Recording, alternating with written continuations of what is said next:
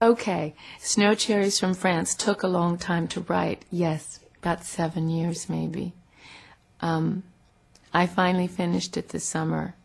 And it's not that it was just finished as far as the song goes, but I couldn't seem to find the point of view to sing it. I went back and forth depending on if I were mad at my husband or not. I mean, it kept changing. But then finally I found a place with it that I began to understand what it was saying to me.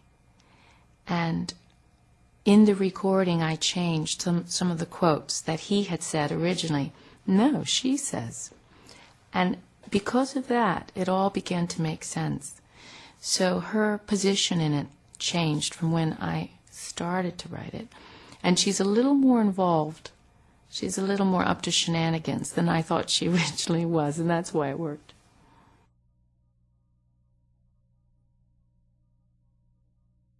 Well, the reason that I chose the songs that I've chosen is because they cover many different events in this woman's life.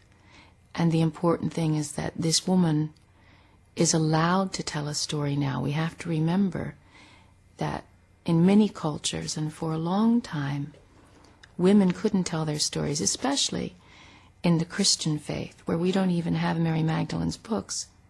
They say that there are writings. Of course, they weren't included. We don't know her point of view. I would have loved to know it.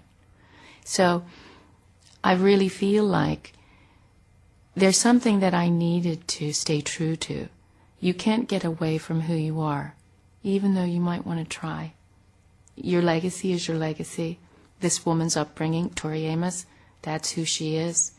And I tried to produce a work that was almost an autobiography, a sonic one, without trying to make everything okay. Because some things weren't okay. But you hear how she copes with it. You see the picture she paints to get herself to the other side.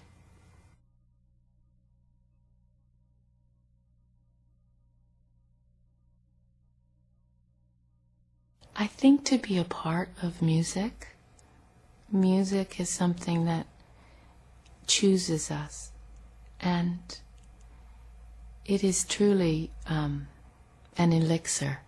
I've never experienced anything in my life like music, because it doesn't make demands in a way that a relationship does. I do feel like it's boundless and endless. And when I've read that there's tone out in the galaxy, I was reading somewhere the other day that there was a place that had a B flat. That was its tone, one of my favorite keys. And I just was thinking to myself, the idea, the sounds that the universe makes, creates. And we are a part of that. When we want to give up and have a hard day, or we feel like we don't fit here on the planet, we have this opportunity to be part of creativity. And that's why we're here.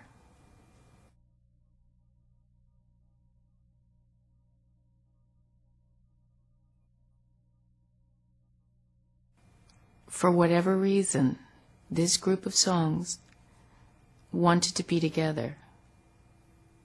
Some songs people will say, how could you not have included this and that? And then you say, well, I do have 3-string, 4-string songs on the record. And, for instance, we included Pretty Good Year on the DVD because, for that moment in time, when I was playing it that day, it was the last show, it was sound check. I only played it 2 other times on the whole tour. I mean, I'm talking like 150 shows.